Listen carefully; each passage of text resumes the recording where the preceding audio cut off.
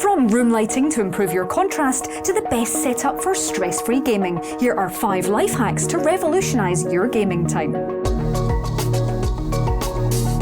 We spend an awful lot of our time playing games, and that's no bad thing. I've done plenty of videos on just how good it is for you to dive into your favourite battle royale titles or to venture into immersive worlds with only a dog in a sidecar for company. But it's also important to note that as busy human beings with about 1 billion other things to do, that we need to maximise the time we spend at our PCs. And this video is about exactly that, to make sure that you're making the most of the time that you dedicate to your favourite titles. So, here are 5 life hacks to revolutionise your game time. First off, it's time to talk about your own personal space. Not just in general, as important as that is, but your gaming space. If you don't have a dedicated area just for settling down to your favourite games, perhaps it's time to think about it. When it comes to the ultimate gaming setup, it's all about finding what's right for you peripheral-wise. Do you want to go wireless? Do you need space for a wheel or just a keyboard and mouse? Do you want to be able to program macros, so need a keyboard that can do that for you? So many decisions, but once you've made them around what's right for you, it turns out that once you've chosen your setup, you'll actually perform better in games. I'll get on to why we operate better in clean spaces in my next point, but making your own workspace has actually been found to make you more productive. In a study from 2010, it was discovered that office workers who were given the opportunity to design their own desks were 32% more productive than those who weren't given this control. Move this to gaming with your choice of surroundings and specific tools for the job, and your own setup should increase your happiness exponentially. You can even improve your working from home this way too. And finally, we're not just being biased, but it turns out that the colour blue might help you creatively too. This article on Research Digest has found that the colours around you actually influence your productivity and mood. Red is apparently better for tasks that require attention, and blue provokes what the piece calls an exploratory motivational state conducive to creativity.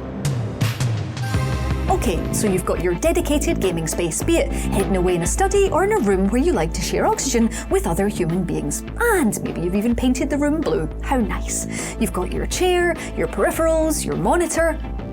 Oh, wait, why is everything everywhere? While you could game with cables snaked across surfaces like Indiana Jones's nightmare, boxes, wrappers and crumbs all over the place, it's actually psychologically better for you to have everything organised. While Marie Kondo has been teaching us about the joy of minimising clutter, the science behind why we love everything being just so is fascinating. Incredibly, scientific research at the University of Southern California, check out the link in the description, has proven that clutter actually creates higher levels of the stress hormone cortisol.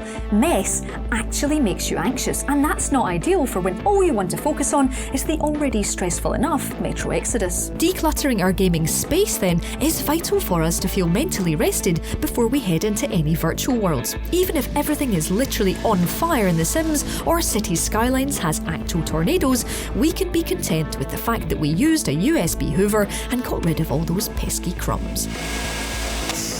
And finally, if you want your desk and gaming area completely organised, you're probably going to end up with handfuls of wires that you normally leave plugged in for no reason. In this new world though, where you need everything to look like it could go straight onto Instagram, might we suggest tidying those away? Alternatively, you could always invest in a wireless Pro. Just saying. Food doesn't feel like a life hack, does it? It feels more like a life necessity, which it definitely is. However, when it comes to the best food to match with your game time, there are some specific eats that will make your time at your desk all the better. And no, that's not doing what Matt does and drinking mead while you play Skyrim. Sorry. We got rooms and food. Drink too. I cook.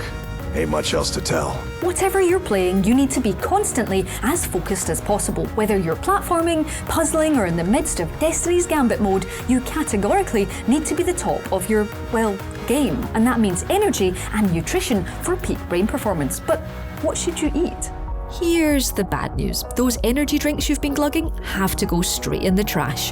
While you definitely need energy for playing, what you need is the slow release version, not something that will shoot you into a caffeinated, sugary stratosphere and drop you like a hot potato after an hour or two. Oh, and no potatoes either.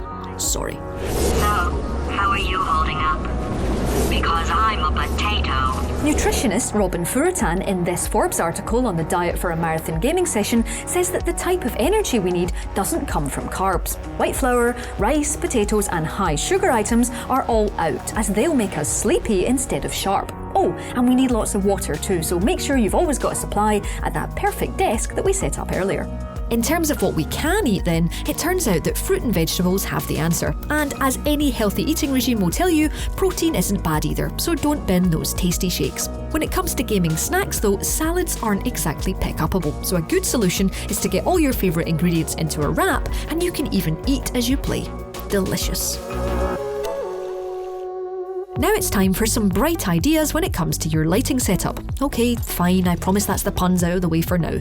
We've all felt the familiar burn of too much screen time. Even if the rest of you still wants more sweet, sweet loot in The Division 2, sometimes it just feels like your retinas are melting after glaring intently at a screen and forgetting to blink. So what do you do if you don't want headaches and sadness if you're settling down to a long session? The answer is remarkably simple, and it's what's known as bias lighting. To understand exactly what it is and how it helps, it's probably best to look at why we suffer from eye strain in the first place. As explained in this How to Geek article by Jason Fitzpatrick, our eyes hurt when we sit in a dark room in front of a bright screen. This is down to the way that our eyes perceive light. They don't adjust to the average level of brightness displayed on screen, but instead look at the brightness across our entire field of view. This causes serious problems as 1, we're not getting an accurate contrast on screen as there's nothing else to compare it to, and 2, our eyes will become fatigued by this sole bright area. The way to counter this then is to up the light in your surroundings, but not in a way that will cause glare or other discomfort. One of the best places for new lighting then is actually behind your screen, where you can see it, but it's not shining directly into your eyes or onto the screen. This will instantly improve the contrast that you'll suddenly see. Fitzpatrick uses this optical illusion as an example. That grey bar in the middle is actually all the one colour, but thanks to the background colours, our eyes perceive it in a certain way that makes it look darker than it actually is. So, set up lighting behind and around your monitor in a way that doesn't cause glare. Yes, that works with RGB keyboards and of course LightSync speakers, and you'll get less eye strain as you won't be squinting in the dark. And you'll even get better contrast from your monitor to boot. It's also important to remember that for peak eye health, it really helps if you look away from your monitor for 20 seconds every hour and focus on something else. No, not your phone. So finally, we've looked at everything around you when you're playing, but let's get a little more existential and take a look inside. No, not that close. Now, unless you've invested in a treadmill and VR setup, when most of us play games, we're sitting still for long periods of time. Don't worry, I'm not about to tell you to go outside, but there are definitely some things that you can do to try and avoid seizing up. Given that our hands and wrists are also brilliant for doing other things than being poised over a mouse and keyboard, it's good to keep them in shape. Think about how you feel after a few hours at your desk. Regardless of the comfort of your chair or the ergonomics of your mouse, your body's going to get uncomfortable staying in the same position. We're all friends here, so it's time to talk about stretching. Yep.